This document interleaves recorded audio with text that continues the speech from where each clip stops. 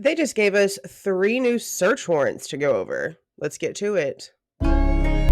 Hey guys, this is Jules with True Crime Reactions. Disclaimer, everything stated in this video is my opinion and my opinion only. And just like everything else in these cases we discuss here on this channel, everything is alleged. So it is bright and early. Okay, decided to take a look. And we have 3 documents. Now, I know for a fact that we have seen one for Meta and TikTok before. I'm not sure if we've seen one for Microsoft, but we're going to find all of that out here together because I'm going to go back through the entire document list on the Idaho Case of Interest site and see exactly when we've had search warrants for these social media platforms. Microsoft really isn't a social media platform. It's an actual program that you use on your computers that runs Bing and Windows and all the things, Xbox. Okay, so I'm curious as to why all of a sudden on January 23rd they have now given us new information. Now, I did a video yesterday about them having a session in the sealed portion of the motion to dismiss reconsideration, the interlocutory sessions that are happening tomorrow on January 26th. They're going to be hearing about unsealing the information that was submitted by the defense for the reasons why they want the motion for dismissal of the grand jury indictment reconsidered. And now they have these. And these were not popping up for me yesterday whenever I was doing the video on the fact that we're going to be hearing about that, or they are going to be hearing about that in tomorrow's morning's private session. So we're not going to hear the argument. We're not going to know what's going on until probably afterwards, whenever they decide to drop some documents and give us their decisions. In my video yesterday, I mentioned that we might hear something because sometimes whenever it goes public, they kind of bring up stuff they shouldn't, but they bring up stuff that's mentioned in the private sessions. So we'll see. Maybe we'll get a heads up or whatever that whatever this document is and whatever it says is about to be unsealed to us. We'll see what happens. But these 3 were not on here. So this morning, I'm actually kind of surprised, especially again, we are so far into this case. It's January of 2024. This happened November of 2022. Okay, we're way past a year. We're waiting on trial, all of the things, and we're still getting search warrants. So we're going to go through these. Let's see who they're for, if we can figure anything out. Okay, so the first one we're going to look at is this Meta Platforms one. Now, I looked at it earlier and then decided to record. Now, I want you guys to remember all of this up here is always just a bunch of whatever. Okay, this is all of the regular ass verbiage and documents that has to be put in here. It's all structure, it's all formatting. Okay, the information that you want, it's going to be all the way down here. I'm just going to go real slow because this is literally all going to be the same stuff. See, this was signed by Megan Marshall back in September of 2023. It was supposed to stay sealed until December 1st of 2023. I mean, it's not a completely open record. It even states it, order to seal and redact. Okay. But the reason why none of that matters until you get to this page is because this page is going to tell you exactly when the search warrant was executed. None of the other dates matter. The only date that ever matters to me is whenever a search warrant is obtained, executed, and when they got the information. And then we take that and we compare it to other movements that we've seen happen in the case. Did this information from this search warrant trigger this situation to happen? Type thing. Okay. So now this is telling us that back on July 24th of 2023, a search warrant was obtained for Instagram. Now it says Meta, but this is Instagram specific, it seems like. It was served via the LE online portal, and it wasn't until September 6th that they got an email stating that the data was available for download. 5 days later, he logs in and he downloads the information, sends it off. Okay. That's actually interesting. 7/24, it was received. 7/25 is whenever he released it. It took them over a month. Instagram. That's crazy. Okay. Now let's see. Now, of course, see what I mean? It's just all redacted. But it looks like it stops on 3 lines, maybe? Because there's no additional down here. Okay, let's see. Okay. Yeah, 3 lines. It's just for Xana, Madison, and Kaylee. And it wants information and activity from June 23rd of 22 to November 21st of 22. Why are they going past date of death? Because isn't that actually Bryan Kohberger's birthday is November 21st, right? But yeah, they're going past date of death here by like a week. So that's interesting. I'm wondering what they know.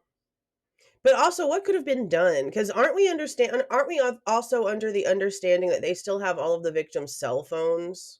Because what we've heard from Kaylee's family is that they don't have her physical actual phone. They've just been able to like mirror her phone and log into some of her accounts to see this information because it was like a shared plan. But from what we're gathering, the physical phones are not in the family's possessions. So if the police have had the phones the whole time, if that's the case, why do they need to look at movement past the date of death if the phones were in the police possession? Like, unless they think that somebody is logging into their accounts from other devices, what's the point in that? Yeah. And that's it. Like, this is usually just where they end up like asking for some sort of extension to have it like submitted. Yeah, order for extension. Yeah, because it was taking them a minute to like, you know, get it back to them. But other than that, it's just a bunch of formatting. It's just a bunch of no actual detail information. So we're gonna do the same thing here. This is 23 pages for literally nothing. Again, let me go down one more so that the whole page will fit. So here we go. I'm gonna go down until right here. Again in July. These look like the exact same dates. Okay.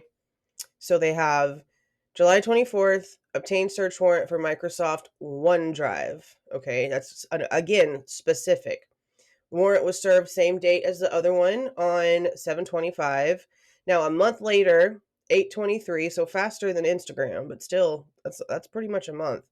Corporal Payne received an email from Microsoft stating that the data was available for download. There's no date for whenever it was downloaded and provided, so I'm going to assume it was done on August the 23rd. Now again, we have this is 4 lines, I guess.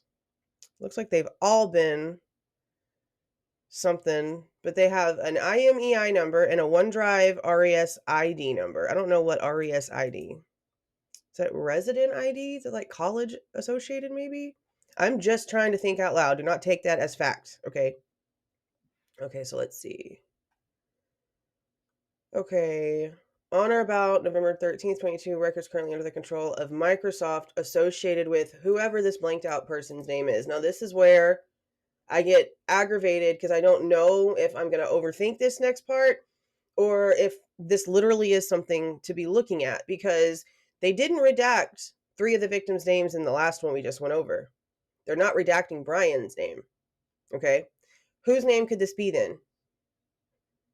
So they can't keep flip-flopping. They can't redact names in one document and then not redact them in another one and then expect us not to ask these questions. If you're showing me the victims' names, if you're showing me Bryan's names, if we already know Dylan and Bethany, then who the hell is this that you are now blanking out all the way in July of 2023? I need like, am I overreaching or am I really sitting here looking at a redacted name that shouldn't be redacted if it was some of the names that we already know are in play here? Yeah. And it looks like they want IMEI and OneDrive Res ID again. You know what? Let me just see if I can figure out what that is. OneDrive is a file hosting service operated by Microsoft. Share and sync files. But what is an RES ID?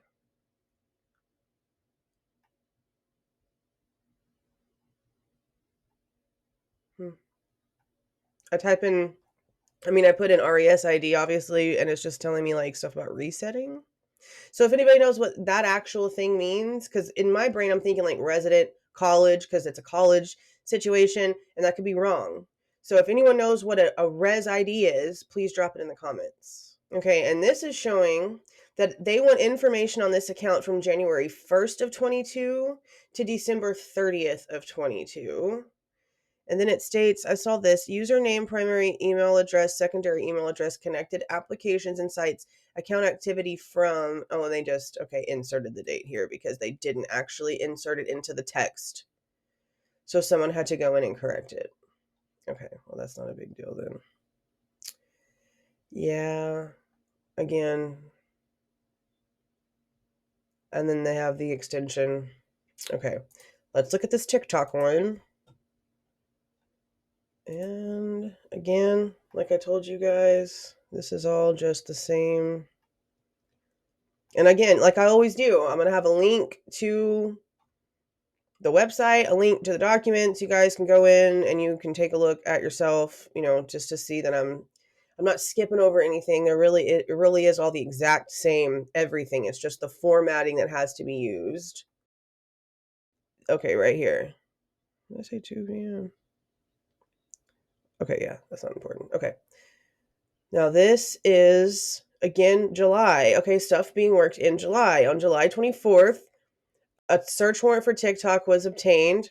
It was served on July 25th. August 17th, less than a month. Okay, that's not too bad. They received emails letting them know it was available for download. They downloaded it a few days later on the 22nd. And right here, they are not letting us know who it was sent to. See, that part bothers me too, because if this is just going to the lawyers, we see their names on every freaking document. Their names are already on this document. So who are you sending it to that we can't see the name of? I can't stand that. Okay, let's see. Zendesk thing. Okay, some sort of phone number is the only thing they're showing us is phone number. 3 phone numbers. No, dos, tres. 3 phone numbers. Okay. Now let's see. Oh, Ethan's. Dylan's and Bethany's. Oh, this one's got my attention, bro. This is interesting. This has my attention, and for some reason I just got goosebumps on my arms. I don't know why. This has my attention. Okay. Ethan Chapin's TikTok account with any of for the following email addresses. And obviously he had more than one. There's 2 right here, probably a personal one and then probably one for the school, and or phone number for account information between June 1st and November 14th. Again, a day after the event. Interesting. Now we have Dylan's TikTok information and Bethany's TikTok information. Editing me here. Also notice the differences in the time span that they're looking for. Now, I know that it's kind of strange that Ethan's is stopping the day after the event, because we have to remember here, guys, this whole situation apparently went down on November 13th. The 911 call was made at 11:58 a.m. on November the 13th. And at that point of the 911 call, we, the public, are being told that they had already been deceased for 8 hours. So it's kind of just strange to me again that they're wanting social media information for after the time of death that we've been at least, given thus far. But then if you look at Dylan and Bethany's, it doesn't have an end date. They want all of their information from June of 22 all the way to now, to present. But that would have obviously been to July of 2023. So that's interesting. I am just sort of floored here because I'm telling you, unless they've just redacted his name from everything, we don't see hardly any documentation with Ethan's name on it. And to see his name together with Dylan and Bethany's, it's interesting. It's interesting to say the least. Now, there's no other information on these. This is, again, just formatting for whenever they need to do a TikTok warrant. It's a bunch of pages for no reason whatsoever. Okay, July. Let's go take a look up here. Okay, so in July, they dropped us a whole bunch of order to seal Meta, T-Mobile, Verizon. And then we have, is this the one where Judge, yes, it is. Okay.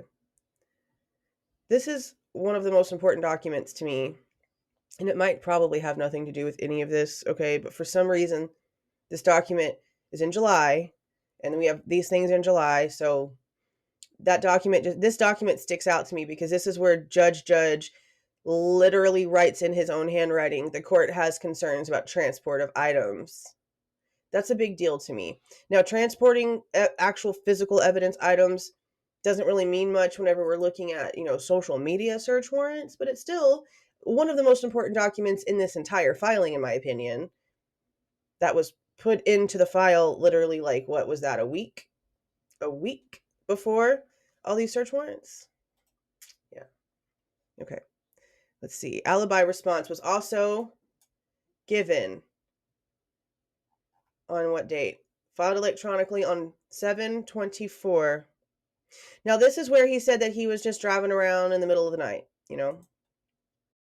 So that's interesting that happened in July,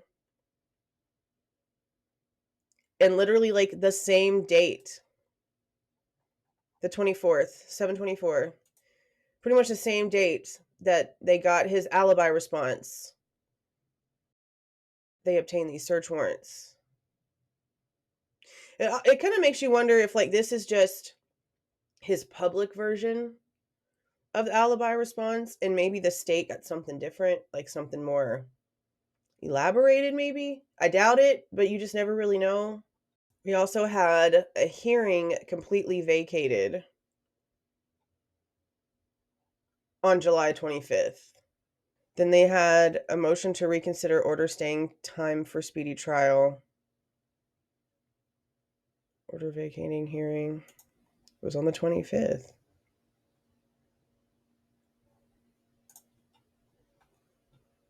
Huh.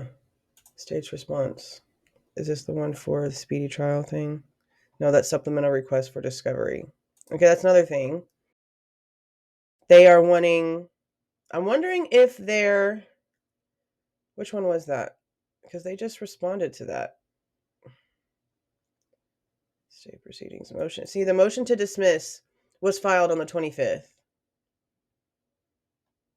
The motion to dismiss indictment on grounds of error in grand jury instruction was filed the same date that they executed these search warrants. So that's very interesting. Okay. Let me see if this shows me anything. It's 14 pages, but does it show me something? I mean, I know we've gone over all these already. See, these were back in April. So they gave us in July information for search warrants that they executed back in April. Check this one. March. Check T-Mobile, because I'm pretty positive they're all going to be like the same grouping dates. March. Yeah. So it was, okay, so this was back, wow. This feels like so long ago because we're on like the 11th supplemental request for discovery, I believe. This was back whenever we still were working on the 5th and 6th. Okay. This is also where we received an affidavit for Rylan Nowlin. I remember going over these. This was about the IgG stuff. I don't think anything about IgG would be anywhere for, TikTok and Microsoft OneDrive, maybe. If somebody had done an ancestry thing and like saved the information to their OneDrive, possibly. I don't know. But this one for TikTok is probably literally the first document in like a year, bro, that I've seen Ethan's name on anything. And then to see it in the same warrant as Dylan and Bethany's, and this is all the way in July. When did we get the information for Bethany's exculpatory evidence? I'm pretty positive it was way before that. I don't know, guys. It's very interesting that they're dropping these all of a sudden, but also not like uncommon at the exact same time. The investigation is ongoing until the trial is done. So they're going to keep digging up more information. But what could have possibly been on Ethan's TikTok that they felt the need that they needed to do a search warrant? Because they're saying from the beginning that the house was the target. Well, now they've destroyed what they're claiming was the target, and they're still not giving any answers. And we still, as far as we know, have not seen a single connection between him and any of the victims, whether they were alive after the fact, because a lot of people want to claim that Dylan and Bethany are victims, and to me, they're just bystanders.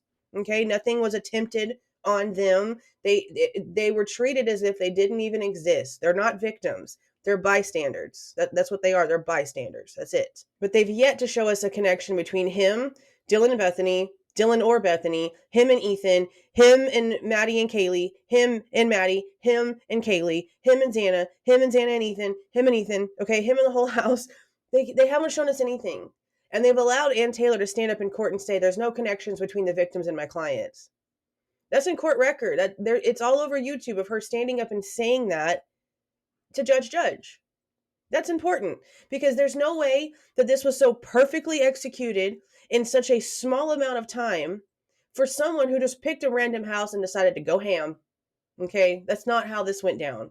So I don't know, but it's interesting to me to see a TikTok warrant for Ethan, Dylan, and Bethany, especially considering the fact that they have been so quiet about Ethan and Xana's complete timeline for the night, other than the fact that Bethany is claiming they were at the party, she saw them, and then they were home, and everyone was in their rooms by 4. There's so much information missing there, and it's like they're just totally okay with us constantly asking all these questions, because again, you guys, they dance in this chaos. Don't let them fool you.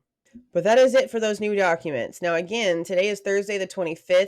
Tomorrow, January 26th, is whenever we are going to be having all of these things happen in court. And now I have a lot of comments still to this day, to this minute, to this hour, to this second of people asking me about where Judge John Judge's YouTube page is. You guys, my lovelies, my besties, it's been in the description box for every video that I've ever mentioned it in. Just go down and click on it. Now, tomorrow, I will take the link myself once it is live, once it actually goes live, and I will share it to my community tab. I am not going to be live streaming their live stream. I don't do live streams, okay? I'm going to listen. I'm going to be in chat. If there's a chat, there probably won't be a chat because you can turn that off, guys. We have no clue how this is going to happen tomorrow. I know a lot of times, we're used to there being a chat bar. Even whenever there's been court sessions, there's been chat things where you can go in and chat while you're watching it. They might have all that turned off. They might have it all turned off. We have no clue. But we will find out tomorrow. And tomorrow will set the precedent for how the rest of this is going to go, since it's all going to be being live streamed now. Let's just see what happens. But that is it, you guys. If you like the way that I present this information, please do not forget to leave a like on your way out and subscribe to the channel if you are not subscribed already. See y'all.